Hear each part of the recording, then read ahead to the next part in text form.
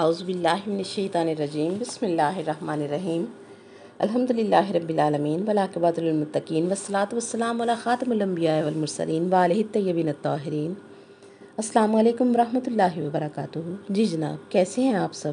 الحمدللہ خوشبو قرآن کی مہک سے معطر ہونے والی روحیں اپنی زندگی، موت اور قبر کے لیے گلدستہ مودت سجاتی رہتی ہیں، اور ہم نے اپنی پچھلی گفتگو میں بھی جانا اور سمجھا کہ علی علیہ السلام سے لے کر ان کے 11 بیٹوں کی امامت کی گواہی دینا اور عقیدہ امامت پر بالیقین ہو کر جینا بندے کو اس کا مقصد حیات ملا دیتی ہے، کہ تزکیہ نفس کرنے کے منصب عالی پر ہی تو اللہ کریم نے نبی پاک صلی اللہ علیہ وسلم کی ڈیوٹی بیان فرمائی ہے، اور اس خاندان تطہیر کی معرفت ہی دراصل تزکیہ نفس ہے۔ اور اللہ فرماتا ہے میرا نبی قرآن کی آیات پڑھ کر ان کو سناتا ہے۔ اللہ اکبر۔ سورہ آل عمران آیت نمبر 164 میں رب ارشاد فرماتا ہے لقد من اللہ علی المؤمنین اذ بعث فیہم رسولا من انفسہم، کہ اللہ نے مومنین پر احسان کیا ہے کہ انہی میں سے ایک کو رسول مبعوث کیا ہے، جس کا کام کیا ہے یتلو علیہم آیاتہ،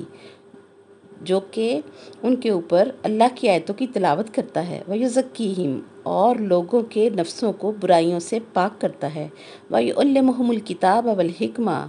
اور ان کو کتاب اور حکمت کی تعلیم دیتا ہے، وَإِن كَانُوا مِن قَبْلُ فِي ضَلَالٍ مُبِينٍ، جبکہ اس سے پہلے جو یہ آیتیں سننے والے لوگ ہیں یہ سارے کے سارے کھلی گمراہی میں تھے۔ اس آیت کریمہ میں رسول پاک صلی اللہ علیہ وسلم کی علمیت کا جواب ہے کہ جو لوگ نبی پاک صلی اللہ علیہ وسلم کو ان پڑھ کہتے ہیں، اس کا جواب رب نے قرآن میں دیا ہے، وَيُعَلِّمُهُمُ الْكِتَابَ وَالْحِكْمَةَ، اور دوسری جگہ قرآن میں ذات مصطفیٰ کریم صلی اللہ علیہ وسلم کے بارے میں ارشاد ہے وَعَلَّمَكَ مَا لَمْ تَكُنْ تَعْلَمْ وَكَانَ فَضْلُ اللَّهِ عَلَيْكَ عَظِيمًا۔ اللہ اکبر۔ فرمایا میں نے تجھے ہر وہ علم سکھا دیا جو تو نہیں جانتا تھا، اور یہ تیرے اوپر تیرے رب کا بہت عظیم فضل ہے۔ یاد رکھیں ہمارا جسم مکلف نہیں ہے، اللہ کریم نے عبادات کے لیے ہمارے نفس کو مکلف کیا ہے۔ جسم ہمارا تو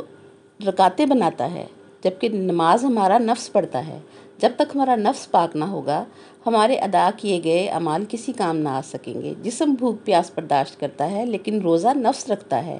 اسی طرح ہر عمل جو ہے وہ ہمارے پاکیزگی نفس کے بعد جو ہے وہ مقام حاصل کرتا ہے، اور نبی کریم صلی اللہ علیہ وسلم نے اپنی حیات طیبہ میں یہ منصب نبوت یعنی وَيُزَكِّيهِمْ کا منصب نبوت، وَيُعَلِّمُهُمُ الْكِتَابَ وَالْحِكْمَةَ کا منصب نبوت بہت خوبصورتی اور واضح انداز میں ادا فرمایا۔ کبھی بی بی صاحبہ کے احترام میں کھڑے ہو کر اور ان کو اپنی مسند پر بٹھا کر، کبھی ان کا ماتھا چوم کر، اور کبھی حسنین کریمین کی سواری بن کر ان کو اپنے کندھوں پر سوار کر کے، اور کبھی علی مولا علیہ السلام کو اپنی شان مبارک پر کھڑا کر کے،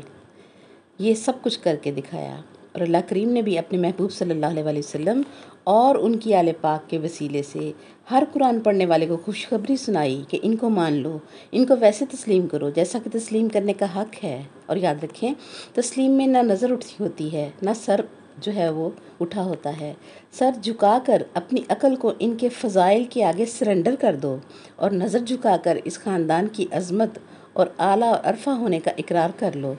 اور جو ان کے ذکر میں شک کرے، ان کے فضائل اور مناقب میں کمی یا کجی کا تصور بھی رکھے، اس سے علیحدہ رہو، اس سے بیزاری کا اظہار کرو۔ تو رب العزت نے کئی جگہ وعدہ فرمایا ہے کہ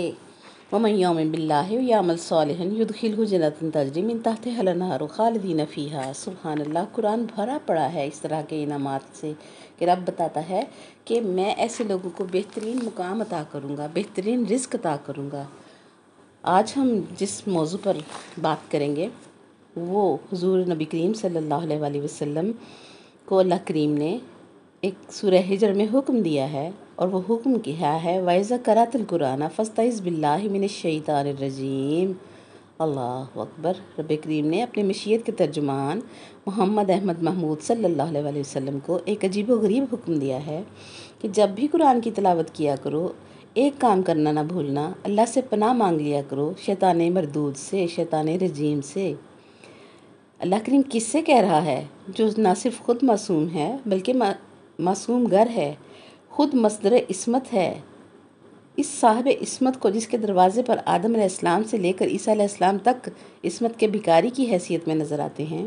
ان کو کیا خطرہ ہو سکتا ہے شیطان سے؟ نہیں ہو سکتا نا، پھر اللہ کیوں فرما رہا ہے کہ شیطان سے اللہ کی پناہ مانگ لیا کرو، حالانکہ نبی صلی اللہ علیہ وسلم کو شیطان کا ڈر ہی نہیں ہے،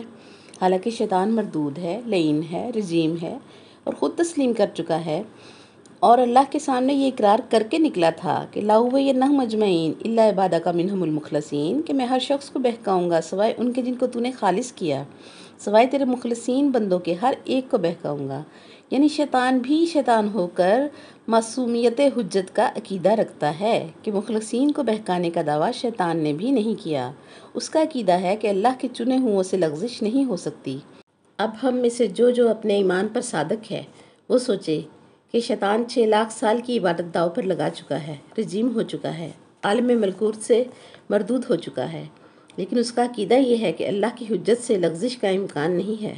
اب جو ملا، جو عالم، جو مولوی آپ کو اس کے خلاف سبق پڑھائے اور یہ عقیدہ بتائے کہ حجت سے بھی لغزش ہو سکتی ہے، تو وہ کتنا ہی پڑھا لکھا کیوں نہ ہو، کتنا ہی بڑا عالم کیوں نہ ہو، سمجھ لیں کہ وہ ابلیس سے بھی بدتر عقیدہ رکھتا ہے۔ شیطان تو آدم علیہ السلام سے عیسیٰ علیہ السلام تک یہ اقرار کر چکا ہے کہ وہ انہیں نہیں بہکا سکتا۔ تو امام الانبیاء صلی اللہ علیہ وسلم سے اللہ کریم قرآن میں فرما رہا ہے کہ جب قرآن پڑھو تو اللہ کی پناہ چاہو شیطان مردود سے، اور اللہ کریم نے بھی شیطان سے کہا تھا کہ اے شیطان اِنَّ عِبَادِي لَيْسَ لَكَ عَلَيْهِم مِّن سُلطان، جو میرے بندے ہوں گے تیرا زور ان پر نہیں چلے گا، تو ان پر قابو نہیں پا سکے گا۔ لیکن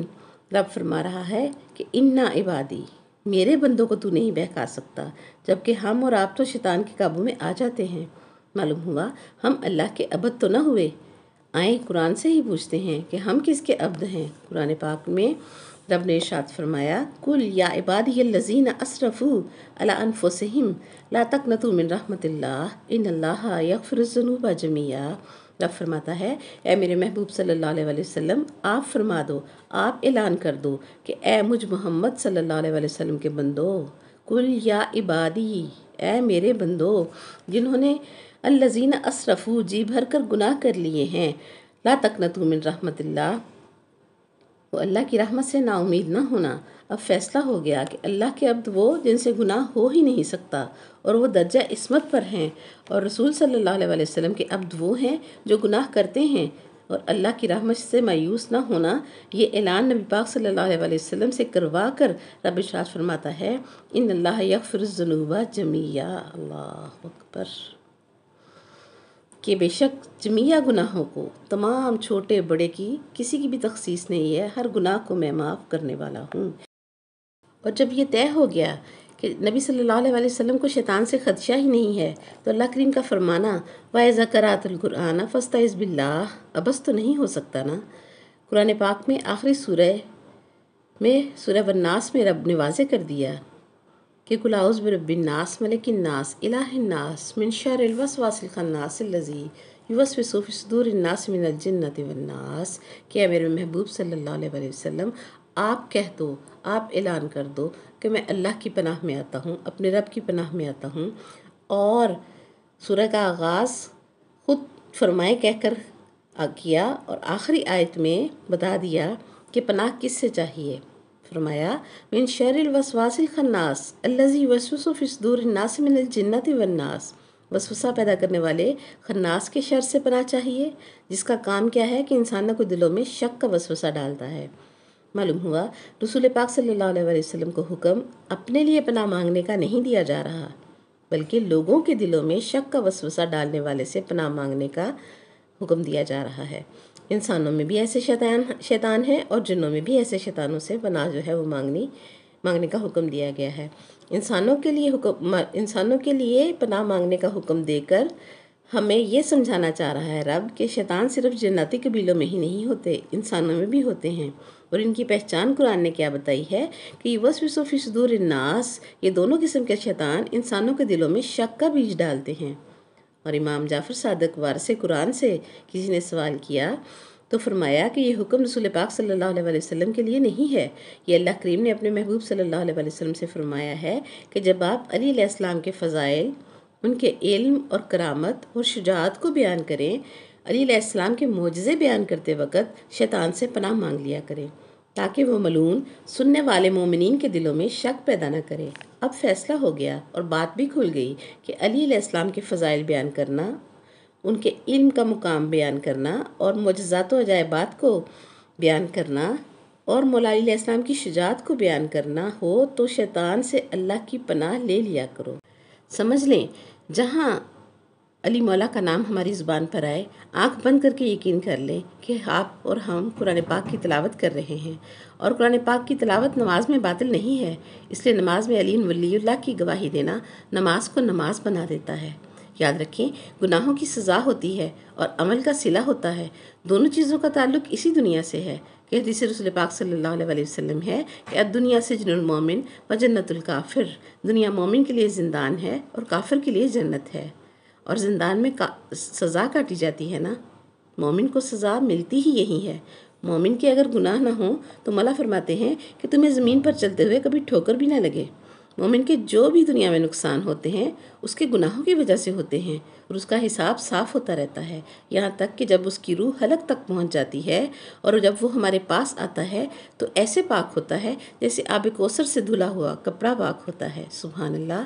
آپ نے آیتیں سنی اور تفسیر معصوم علیہ السلام بھی سنی، ثابت کیا ہوا؟ دو باتیں سمجھ آئیں کہ علی علیہ السلام کا ذکر کل تک ہم عبادت سمجھ رہے تھے، عام عبادت نہیں ہے۔ علی علیہ السلام کا ذکر تلاوت قرآن ہے کہ خود علی علیہ السلام کا مولا محمد رسول اللہ صلی اللہ علیہ وسلم جب یہ ذکر کرے تو اللہ کہتا ہے تلاوت قرآن ہے، اور ہم علی علیہ السلام اور علی علیہ السلام کی اولاد کے ماننے والے ہیں، ولایت کے عقیدے پر جی رہے ہیں۔ ہمارے لیے کروڑوں گنا بڑی عبادت ہے اپنے علی مولا کا ذکر کرنا۔ اور دوسرا یہ سمجھ آیا کہ شیطان کا کوئی اور کام ہی نہیں ہے کہ وہ صرف علی علیہ السلام کے بارے میں دلوں میں شک ڈالتا ہے، اور یہ شیطان جنوں اور انسانوں دونوں مخلوقات میں ہے۔ کلیہ قرآن نے بتا دیا کہ علی علیہ السلام کا ذکر شغل نہیں ہے، اور چاہے کوئی عالم ہو یا جاہل ہو، اپنا ہو یا بیگانہ ہو، علی علیہ السلام کا ذکر اگر ناپسند کرے تو شیطان ہے، کہ علی علیہ السلام کا ذکر اللہ کا ذکر ہے۔ اسی لیے علی مولا ہی ید اللہ ہے، لسان اللہ ہے، اذن اللہ ہے،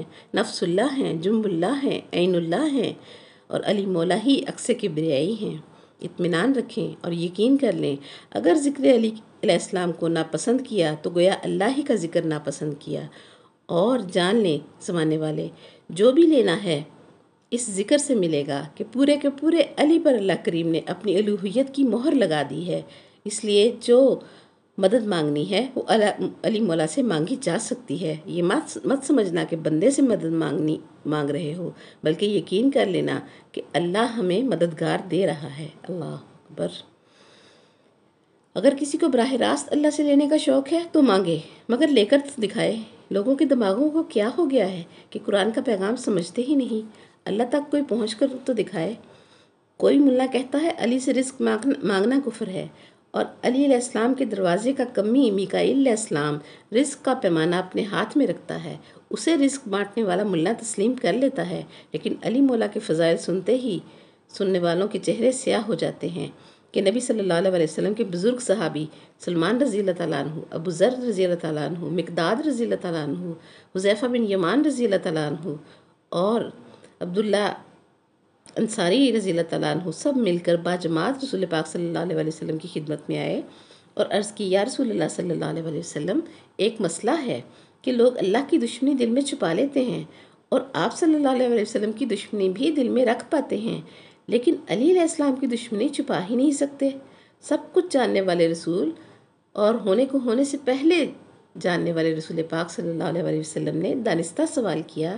کہ کھول کر بات کرو سلمان، کیا کہنا چاہتے ہو؟ عرض کی، ہم کسی بھی محفل میں بیٹھے ہوں، ہمیں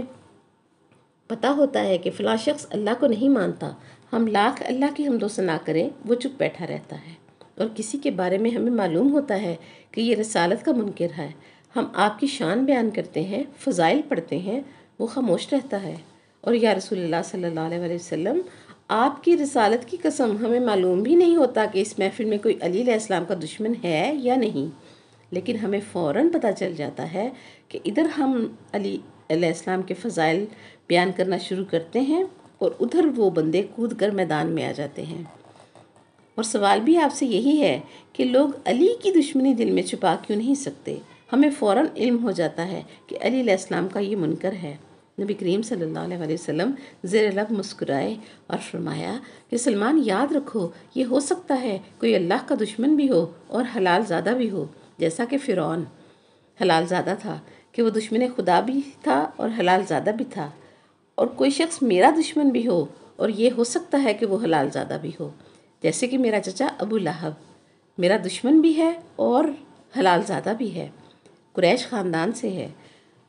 لیکن میرا دشمن بھی ہے۔ پھر فرمایا کہ اللہ نے لوح محفوظ پر یہ لکھا ہی نہیں ہے کہ کوئی شخص علی علیہ السلام کا دشمن بھی ہو اور حلال زادہ بھی ہو۔ اللہ اکبر! اسی لیے وہ علی علیہ السلام کی دشمنی جو ہے وہ چھپا نہیں پاتے۔ اب فرشتے رزق بانٹیں تو ملا کو گوارا ہے، اور اگر علی علیہ السلام سے مدد لینے کی بات کی جائے تو مولوی کی توحید زخمی ہو جاتی ہے۔ اور لطف کی بات یہ ہے کہ علی علیہ السلام کے مقابلے پر مولوی اللہ کو لاتا ہے۔ پہلے ملا نے اتنا کمزور خدا مانا ہی کیوں ہوا ہے جو بندے کے مقابلے پر آ سکے اور بندے سے شکست کھا جائے؟ اللہ کو ایسا مانو کہ علی علیہ السلام جیسے 14 بھی سامنے کھڑے ہوں تو پھر بھی وہ اللہ رہے، پھر بھی وہ خالق رہے۔ ایک اور بات سمجھیں کہ فنا پست ہے، بقا بلند ہے۔ فنا میں آلودگی ہے، بقا میں لطافت ہے۔ فنا عارضی ہے اور بقا دائمی ہے۔ فنا میں خاک ہے اور بقا میں نور ہے۔